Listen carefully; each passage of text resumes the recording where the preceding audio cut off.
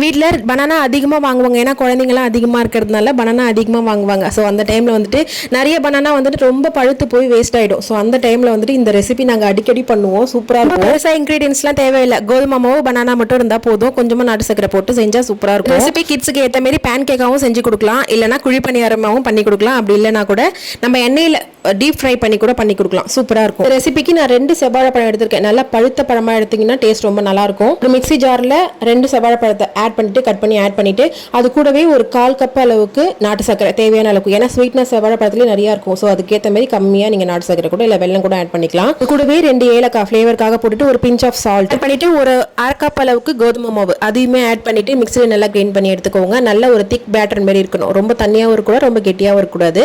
Ready பண்ணிக்கோங்க. நான் இன்னைக்கு குழி பணியாரக்கல் எல்லாம் போட போறேன். குழி பணியாரக்கல் எல்லாம் ஹீட் பண்ணிட்டு எண்ணெய் இல்லைனா நெய் ஏதாவது ஒன்று ஆட் பண்ணிட்டு நம்ம ரெடி பண்ணி வச்சிருக்க பேட்டரை கொஞ்சம் கொஞ்சமாக குழி பணியாரக்கல் எல்லாம் ஊற்றிட்டு சிம்ல வச்சு குக் பண்ணணும். அப்பதான் ஈவனாக குக் ஆகும். ஒரு சைடு நல்லா வெந்ததுக்கு அப்புறமா திருப்பி போட்டு 2 சைடும் வேக வச்சு எடுத்தா சூப்பரான பனானா குழி பணியாரம் ரெடி ஆயிடும். இதுல இன்னும் கொஞ்சம் எக்ஸ்ட்ரா டேஸ்ட் வேணும்னா உங்களுக்கு அந்த பேட்டர் ரெடி பண்ணதுக்கு அப்புறமா துருவன தேங்காய் கூட ஆட் பண்ணிட்டு அதுக்கப்புறம் நீங்க பணியாரம் மாதிரி சுட்டு சாப்பிட்டீங்கன்னா அவ்வளோ டேஸ்டா இருக்கும். சின்னவங்கல இருந்து பெரியவங்க வரைக்கும் எல்லாருமே லைக் பண்ணி சாப்பிடுவாங்க. கண்டிப்பா வீட்டில் ட்ரை பண்ணி பார்த்துட்டு எப்படி இருந்துச்சுன்னு கமெண்ட்ல ஷேர் பண்ணுங்க. வீடியோ பிடிச்சிருந்தா லைக் பண்ணுங்க. சேனலை மறக்காம சப்ஸ்கிரைப் பண்ணி வச்சுக்கோங்க. நெக்ஸ்ட் வீடியோல பார்க்கலாம்.